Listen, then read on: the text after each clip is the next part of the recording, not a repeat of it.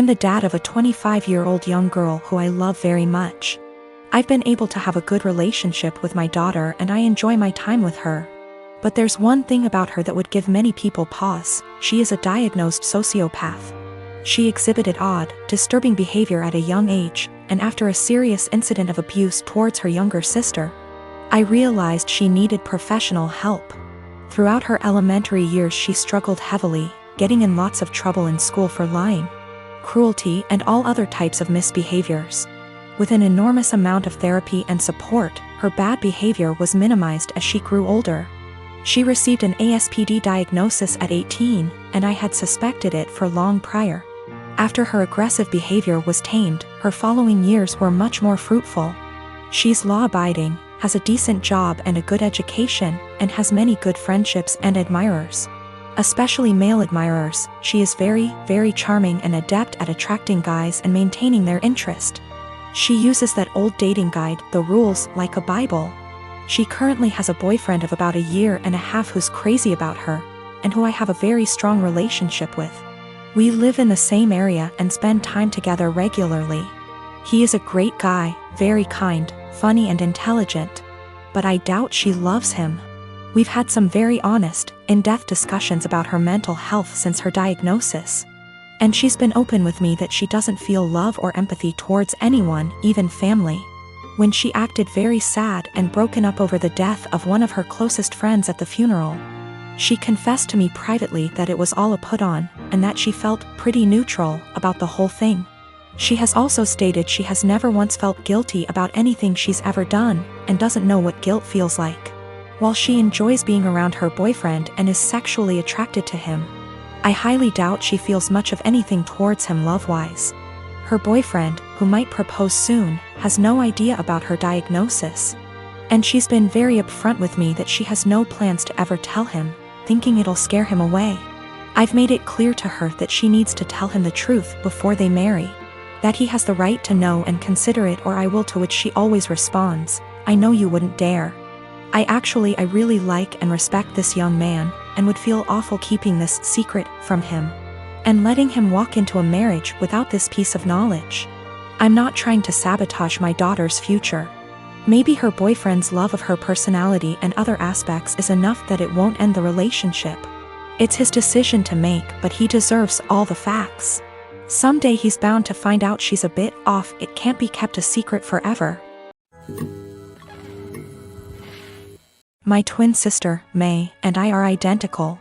At the end of our first year of college, I was in a car accident, and I ended up with a facial scar and major trauma. I started seeing a therapist because of the nightmares and the fact that I was panicking any time I got into a car. That led to me realizing there were some deeper issues, which we worked on. As part of that work, I got a physical. Started working with a dietitian to fix my diet and the smorgasbord of vitamin deficiencies it caused. I started working out, strength training 3 days and sprints or hit on 3, with our older sis. By the end of our first year of college, we had each gained about 30 pounds. By the end of the next year, I had lost half of it, but I was smaller at 134 pounds than my previous 120 because of the muscle mass. And that's been my size for the past half-decade. I found a new beautician, and she gave me long layers to make my natural curls be curls instead of waves of frizz. I always wanted, but that my old one said would look bad, and refused. I stopped bleaching it and let it go its natural dark blonde / light brown. I stopped spray tanning. Again, that's been my look for the past 5 years. I live in a rural area, and the internet isn't great. Things like FaceTime just aren't options, and I can't post a lot of pics on social media / see of it. This is relevant because a big issue is that May didn't see me over the quarantine. We talked on the phone a couple times a week, but it mostly revolved around her wedding planning. She got engaged before the Rona put us on lockdown. I wasn't her mo, so mostly I was being told decisions, not involved in the process. When it came to the bridesmaids' dresses, May sent our sister, Sil, and me a link and told us to get it in our size. Same with hair and makeup, but we had to arrange for a beautician because May's wouldn't do more than 4. And she wanted her friends at the appointment with her. Except she didn't do a bachelorette party with us, she did with her friends, or rehearsal dinner. So May didn't see any of us until the start of the wedding. She was livid. Apparently, she thought we would have stopped working out because of the Rona, even though we did it at home. Or that we would have stopped when she announced her engagement, so we didn't upstage her. She was mad because I didn't try to hide my scar and didn't tan, thought it would be implied. She made several snide remarks before throwing a drunk temper tantrum at the reception, basically accusing the three of us. But me ESP of trying to upstage her. I don't have that excuse B//C. I was a DD so sober, but I, quite famously, have a low tolerance for angry or crying drunks. I told her, if you're so insecure, you should have got off your ass instead of expecting us to lay on ours to make yours look better. It only got worse. Our family is on my side B//C. I didn't start it or do anything. But his family and her friends are giving me shit. When my daughter was 14, wife and I decided we would buy a car for her to use on her 16th if she proved herself to be responsible, got good grades, etc. There would be a contract of sorts to ensure we were all on the same page. The stipulations were continuing good grades, good attitude, she could only bring one friend with her somewhere, to begin with. We had to know where she was, and the obvious too, don't drink and drive, and don't text and drive. We made it clear that we were buying the car, but it was for her to use. We got the car, a 2012 Honda Civic. She has a summer job right now, it's summer break so she's out doing stuff with her friends, etc. In a few months she will be off to college. Everything was going swimmingly. Until someone on that Nextdoor app started posting pictures and videos of bad drivers in the area. And lo and behold, my daughter was posted with her face down as she texted and rolled through a stop sign. Once with her face down in her phone at a stoplight. I was livid. My wife was the one who showed it to me. We found out there were more instances from her Instagram stories, and we decided, no. Wife and I up and sold the car. We didn't lose very much in the process, except of course our daughter completely came unraveled.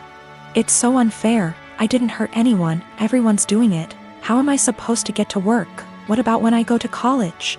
Well, we said no, it's not unfair, you hurt us by being a shitty, irresponsible driver, no, not everyone's doing it. You can walk, ride your bike, or take the bus, and as for college, you don't need the car to get to and from classes, and again, ride your bike or walk.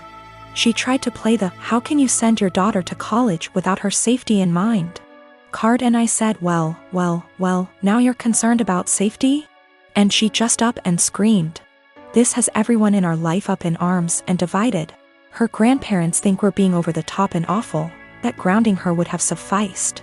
They've threatened that they will buy her a car again if we try to send her to college without one. The car is already sold, so there's no going back. I think what we did was absolutely correct, that actions have consequences and we would be in the wrong to pull back from that. In terms of her going to college? Well, she made that choice. She had a car, it came with certain stipulations, she disobeyed us, and now she pays the price. I don't want to go into tons of details. You need to know that for the last 7 years I have not been at home. And during this time my 2 brothers and sisters were still living there. While I was at home, our stepfather abused us mentally and physically. We lived in crappy houses that were covered in real garbage, including animal feces, absolutely everywhere. I haven't heard from my little sister since May. I'm pretty sure she was told to cut contact with all of us, we are her older siblings. My second sister, after my younger sister, is overweight and has spinal problems and has to diet and see a specialist she is not taken to. I told the social worker that I wanted to check on them because they were in a sorry state and because I'm not sure if there is still any physical or psychological abuse going on in the house. This genuinely worries me. I told them what happened to us, hitting walls, throwing things at us, swearing, belittling our character, etc. And told them repeatedly that I really just want to know what my younger brothers and sisters are not the same living conditions as they were. My husband supported me during the call and agreed that it was the right thing to do. All my siblings discussed this beforehand, except for my older sister, who moved out before things got bad, and the 2 who live in the house. We all agreed that this would at least let them know they were being watched and we weren't just disappointed in them, and maybe my mother, And SD would keep the house clean, clean nose, etc. CPS contacted my mother very quickly. Much faster than I expected. I mean within 3 hours. After that, my older sister, who lives far away and hasn't contacted me for months, calls and she gets mad at me because she knows I called. I didn't deny anything and just said, if they have nothing to hide, then they have nothing to worry about. It will all be over pretty quickly, to which she replied, what if it doesn't? If they are taken away? I said, I hope it doesn't come to that, and if it does, it's not on me. I didn't harm them. I didn't leave animal excrement around the house. I asked, would you let your children live the way we lived? She didn't answer. I asked again and she said, no. I'd keep a decent house, but it's not your job to tell someone else how to parent. I said, okay. So, if that's all, why did you call? I think we're done. She told me that we all need to get over what happened to us and move on. She left long before the violence started and she wasn't around, regardless of my personal experience. I can't help but feel like I did something wrong. I have limited contact with my mother because of her husband, and she denies that any of us have ever been abused. My sister asked, why don't you just come in and see the conditions? I told her, I can't be around my stepfather. I refuse to expose myself to this negativity again. Even though my husband and siblings agree that it was the right thing to do, I still can't help feeling wrong because of it. Like it wasn't my place. But if it wasn't my place, then whose was it? I really would like a third-party opinion on what I did. Am I wrong in reporting my family? Honestly, should I have just kept my mouth shut? I don't mind if I don't have any contact with my mom or older sister. They don't even know that I'm almost 4 months pregnant because we don't talk very much. So the possibility that I'll never have a real relationship doesn't bother me. What worries me is that I don't know if I was right. I called my mother's CPS based on previous experiences of psychological and physical abuse by our stepfather.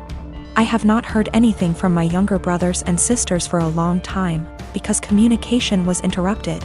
We lived in appalling conditions. There were animal feces, rubbish and mess everywhere. We were beaten, things were thrown at us, etc.